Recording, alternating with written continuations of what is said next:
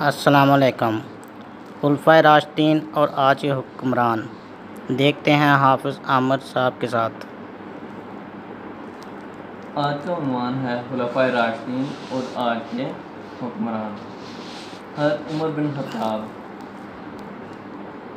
نے بہت زیادہ علاقے فتح کیے، بہت زیادہ جگہوں پہ مسلمانوں کو دین اسلام پھیلانے میں حضرت عمر کا جو کردار ہے وہ کسی اور خلفائے راشدین میں سے نہیں ہے۔ نبی کریم صلی اللہ علیہ وسلم نے ان کے اسلام لانے کے لیے دعا مانگی تھی کہ یا اللہ یا عمر بن ہشام دے دے یا عمر بن خطاب، دونوں میں سے ایک کو دے دے۔ تو اللہ تعالیٰ نے حضرت عمر بن خطاب کے صدقے سے ذریعے دعا کو قبول فرمایا، ورنہ آپ کو میں زیادہ ڈیٹیل میں نہیں جانا چاہتا، کیونکہ وہ تو گھر کو نبی کریم صلی اللہ علیہ وسلم کو نعوذ باللہ شہید کرنے کے ارادے سے نکلے تھے، لیکن آگے سے نبی کریم صلی اللہ علیہ وسلم کی دعا کا یہ اثر تھا کہ حضرت عمر بن خطاب کے ذریعے اسلام کو اللہ تعالیٰ نے وہ بلند مقام نصیب فرمایا جو کسی خلفائے اور خلیفہ راشد کے ذمہ نہیں آتا۔ جب اسلام قبول کیا تو اسی دن ہی حضرت عمر نبی کریم صلی اللہ علیہ وسلم سے فرمانے لگے کہ یا رسول اللہ صلی اللہ علیہ وسلم، کیا یہ جو ہم کام کرتے ہیں اس میں ہم حق پہ نہیں ہیں؟ تو نبی کریم صلی اللہ علیہ وسلم نے فرمایا کیوں نہیں، ہم حق پہ ہیں۔ تو حضرت عمر کہنے لگے، عرض کرنے لگے یا رسول اللہ صلی اللہ علیہ وسلم، پھر ہم چھپ کے کیوں عبادت کرتے ہیں؟ اور اسی عمر بن خطاب جب خلیفہ راشد بنے، دوسرے خلیفہ بنے، تو ان کا ایک قول ہے جو بہت ہی مشہور ہے کہ اگر دریائے فرات کے کنارے ایک کتا بھی بھوکا مر گیا تو عمر کو اس کے متعلق بھی پوچھا جائے گا۔ اور عمر جب خلیفہ تھے تب گلیوں میں گھومتے تھے، پھرتے تھے، گلیوں میں راتوں کو اٹھ کے چلتے تھے، اور آج کے حکمران اپنے محلات میں سوئے ہوئے ہیں۔ حضرت عمر گلیوں میں گھومتے، گشت کرتے، لوگوں کے حالات و واقعات پوچھتے، اور آج کے حکمران اپنے محلوں میں سوئے ہوئے ہیں، آرام کر رہے ہیں، غریب بھوکا مر رہا ہے۔ حضرت عمر ایک دفعہ گلیوں میں گھوم پھر رہے تھے، گلیوں کا معائنہ کر رہے تھے، تو ایک بڑھیا کے گھر سے رونے کی آواز آئی، اور حضرت عمر نے جا کے دروازہ کھٹکھٹایا تو ایک بڑھیا باہر نکلی، پوچھا بچوں کے رونے کی آواز آ رہی ہے، یہ کیوں رو رہے ہیں؟ تو بڑھیا کہنے لگی کہ اس وقت گھر میں کھانے کے لیے کچھ نہیں ہے، میں نے خالی دیگچا چولہے پہ رکھا ہوا ہے جس میں صرف پانی ہے، اور میں پانی کو ابال رہی ہوں کہ بچے ترس ترس کے سو جائیں گے، اور ہمارے گھر میں تو کچھ کھانے کے لیے ہے ہی نہیں۔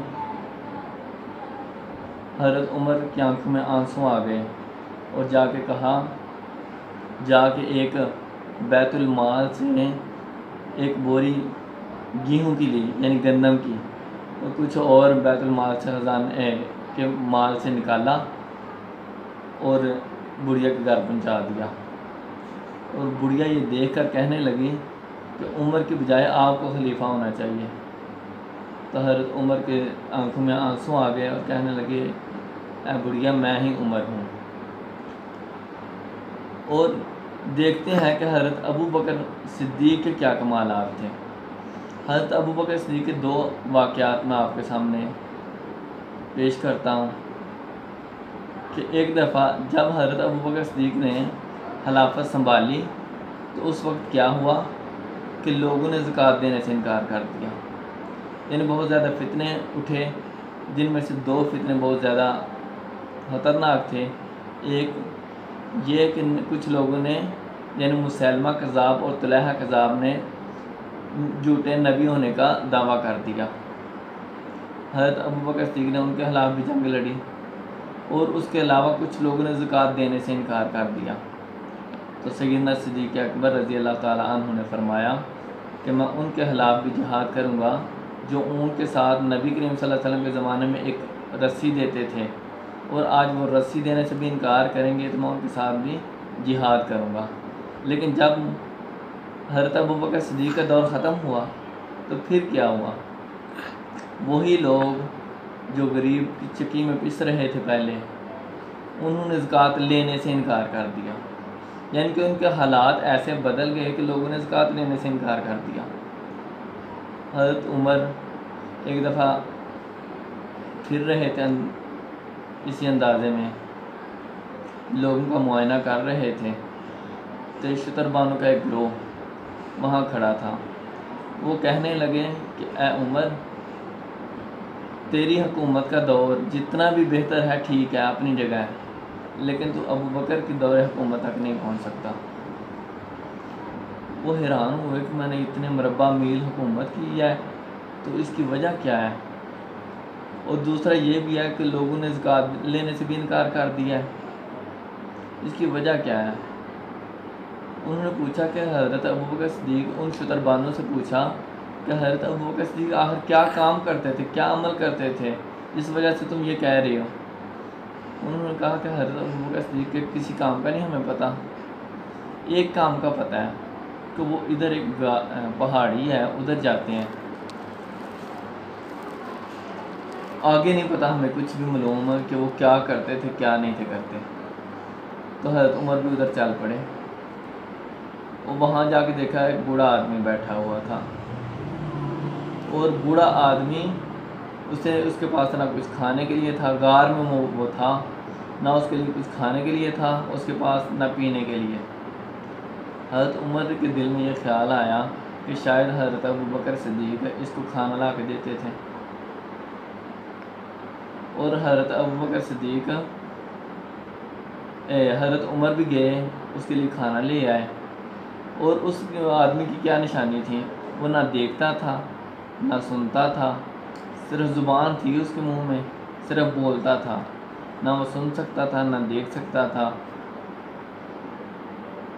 اور حضرت عمر نے ایک لقمہ توڑا اور اس کے منہ میں ڈال دیا۔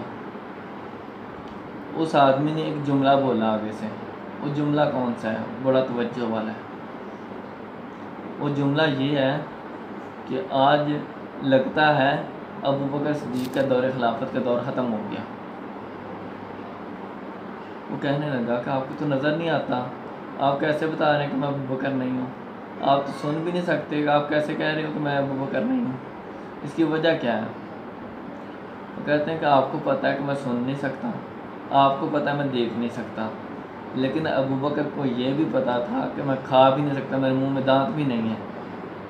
اور ابوبکر کیا کرتے تھے کہ اپنے منہ میں لقمہ چبا کر میرے منہ میں ڈالتے تھے۔ اور اس سے مجھے پتہ چلتا ہے کہ ابوبکر کی دور خلافت ختم ہو گیا ہے، یعنی ابوبکر اب دنیا میں نہیں رہے۔ یہ دیکھیں خلفائے راشدین کیا کام کرتے تھے، کس وجہ سے لوگوں کا خیال رکھتے تھے، اور کس طرح لوگوں کا خیال رکھتے تھے، کس طرح لوگوں کے ساتھ رویہ اپناتے تھے۔ اور آج کے حکمران اپنے اپنے محلوں میں بیٹھے ہوئے ہیں آرام سے، لیکن غریب لوگ غربت کی چکی میں پس رہے ہیں اور لوگوں کا خیال ہی نہیں کرتے۔ جزاک اللہ۔